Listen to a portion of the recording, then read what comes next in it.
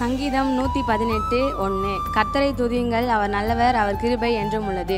அவர் கிருபை என்றும் உள்ளதென்று கர்த்தர் இஸ்ரவேல் சொல்லுகிறார்.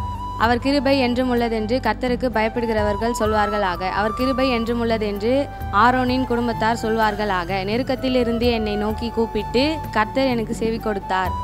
கர்த்தர் என் பட்சத்தில் இருக்கிறார், நான் பயப்படேன்.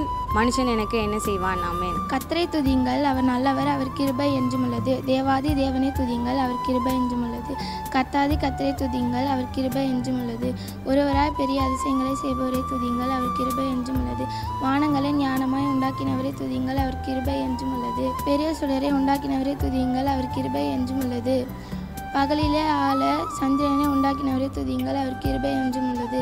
இரவிலே ஆள சந்திரனும் நட்சத்திரங்களும் உண்டாக்கினவரை துதியுங்கள், அவர் கிருபை என்றும் உள்ளது. எகிப்தினுடைய தலைசான்களை சங்கரித்தவரை துதியுங்கள், அவர் கிருபை என்றும் உள்ளது. தண்ணீரின் மேலே பூமியை படைத்தவரை துதியுங்கள், அவர் கிருபை என்றும் உள்ளது.